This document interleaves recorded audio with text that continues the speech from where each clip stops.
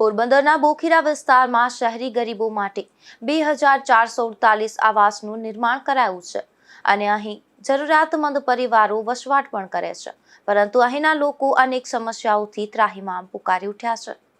પોરબંદરમાં જરૂરિયાતમંદ પરિવારો માટે આવાસોનું નિર્માણ તો કરાયું છે, પરંતુ ત્યારબાદ અહીં વસવાટ કરતા લોકોને ભગવાન ભરોસે છોડી દેવાયા હોય તેમ સુવિધાઓ આપવામાં તંત્ર ઠાગાથૈયા કરી રહ્યું છે। ખાસ કરીને હાલ સફાઈના અભાવે અહીં બેફામ ગંદકી જોવા મળી રહી છે, ત્યારે તેના પરિણામે મચ્છરોનો ઉપદ્રવ પણ વધ્યો છે, જેના પરિણામે અહીં લોકોને વસવાટ કરવો પણ મુશ્કેલ બન્યો છે। રાતના હુવા દેતા ને દિવસના હુવા દેતા નથી। મચ્છરનો ત્રાસ બહુ છે। અહીં અટાણે ધુવાડો કરીને બેહીએ, શું કરવું? ચારી વાહુ ગંદકી વેડો એટલો છે, કોઈ સફાઈ કરવા આવતું નથી, ગટરો સાફ કરતું નથી, ભૂંગરા સલકી ગયા, તૂટી ગયા, શું કરવું? હવે આ છે અમારું રૂડું ને રૂપારું આવાસ છે। હવે અત્યારે તો મને રૂડું ને રૂપારું આવાસ કહેતા પણ શરમ આવે છે।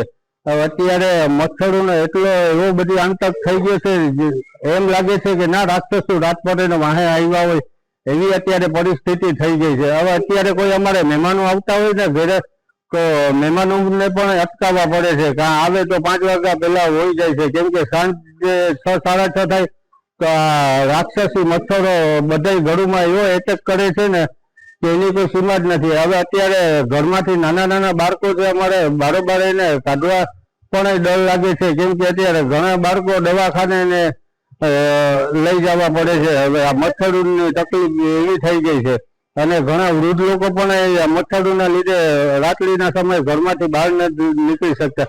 એક તો આવી ગરમી અત્યારે એવી છે ને, અત્યારે ઘરના બારી બારીના પણ અમારે પેક કરીને રાખવા પડે છે અને મચ્છરોની અગરબત્તી પણ એટલી બધી આખી રાત સુધી ચાલુ રાખવી પડે। હવે રાત્રિના સમય રાત્રિના નીંદરું ન થતું માણસોને, સવારે કામ ધંધે જવું હોય તો કેમ જાય?